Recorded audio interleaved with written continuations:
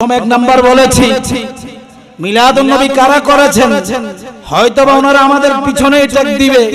মিলাদুন নবী পালন করেছে শুধুমাত্র বাংলাদেশের তথা চট্টগ্রামের হযরত সৈয়দ আহমদ শাহ শ্রীকুটি রাদিয়াল্লাহু তাআলা আনহুর যেই ভক্তরা আছে ওনারা ছাড়া আর কেউ মিলাদুন নবী করে নাই। এরকম কথা আছে কি? এখন যদি প্রশ্ন করি, ওনাদের যে বড় বড় মুহাক্কিক আলেম মুহাদ্দিস, ওনাদের যারা দাদা উস্তাদের দাদা উস্তাদ, যাদের মাধ্যমে আজকের এই দিন পর্যন্ত ভারতীয় উপমহাদেশের ভিতরে হাদিসের তালিম হয়েছে।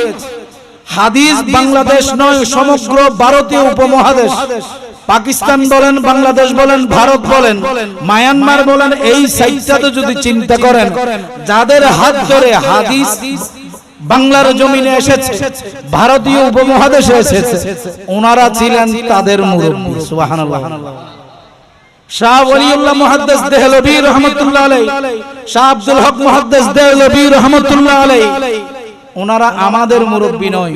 ওনাদের সিলসিলা যদি বাদ দেন, শাহ আব্দুর রহমান মুহাদ্দিস দেহলভী, শাহ আব্দুর রহিম মুহাদ্দিস দেহলভী রাহমাতুল্লাহ আলাইহি, আবার শাহ হাজী ইমদাদুল্লাহ মুহাজ্জির মক্কি রাহমাতুল্লাহ আলাইহি, এই চারজন বিখ্যাত হাদিস মুহাদ্দিস বিশারদ, হাদিস বিশারদ, ওনাদেরকে যদি বাদ দেন, বাংলাদেশ ভারতীয় উপমহাদেশে হাদিসের হিসাব সুযোগ করা কথা বুঝেন। ওনারা কোরআন এবং হাদিসের যেই তালিম আছে, শাহ আব্দুল হক মুহাদ্দিস দেহলভী, শাহ ওলিউল্লাহ মুহাদ্দিস দেহলভী, শাহ আব্দুর রহিম মুহাদ্দিস দেহলভী, তারপরে শাহ হাজী ইমদাদুল্লাহ মুহাজির মক্কি রাহমাতুল্লাহ আলাইহি, ওনারা হচ্ছেন আমাদের গুরু নয়।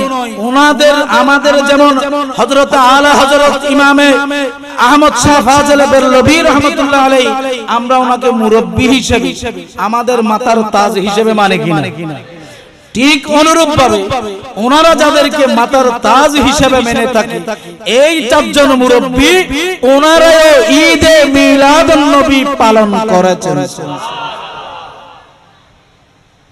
শুধু তাই নয়, ঈদে মিলাদুন নবী এখন বর্তমানে তাদের সবচেয়ে পুরাতন যে আকীদা অনুযায়ী তারা চলে, উলামায়ে দেওবন্দ নামক একটা হিসাব আছে কিনা, কথা বলেন।